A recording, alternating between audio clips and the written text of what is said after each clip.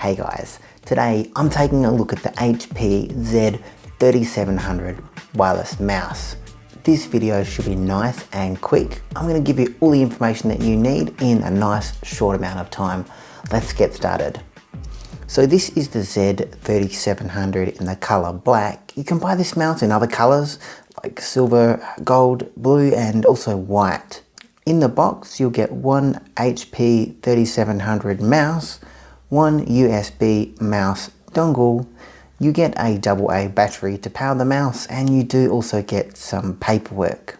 This mouse has a slim, flat styled design with a rectangular shape. It definitely looks stylish. To install the battery, simply remove the top of the mouse at the back here and insert the included AA battery into the mouse.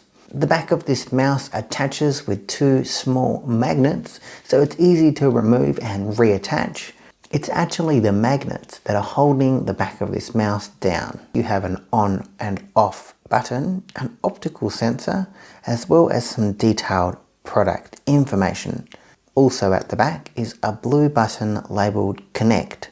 I'm not sure why you need this button, since the mouse connects automatically as soon as the USB receiver is plugged in.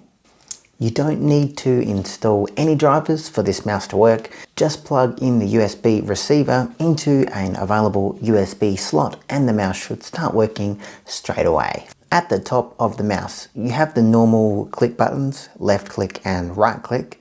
You also have the middle scroll button, which is a bit thicker than a typical scroll wheel. It still works okay for both scrolling and for clicking. On most mouses, the sensor on the bottom of the mouse is a red sensor, but this mouse uses blue LED technology and has a blue sensor. HP says that this blue sensor will allow the mouse to work on a lot more different types of surface than you get from a regular mouse.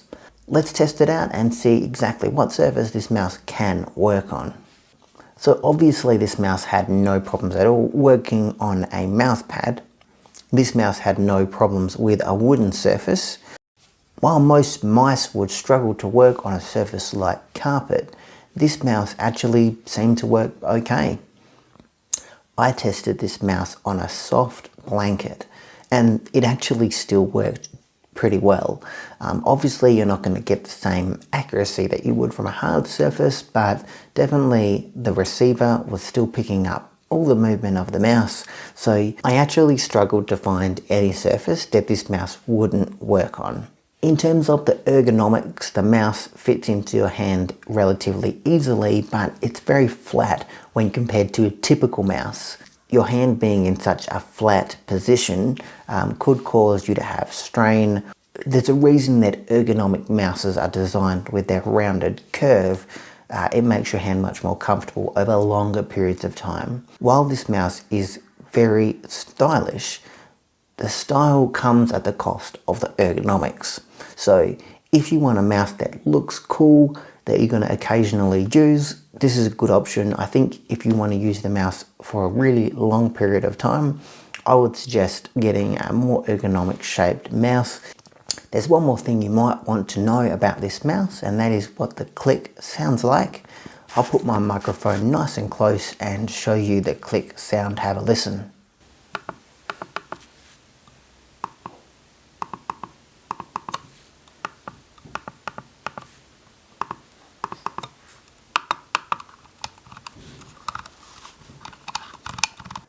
I hope that you found that mouse review helpful. If you did, please subscribe. Thank you for watching. Check out some of my other videos over here. I'll see you next time.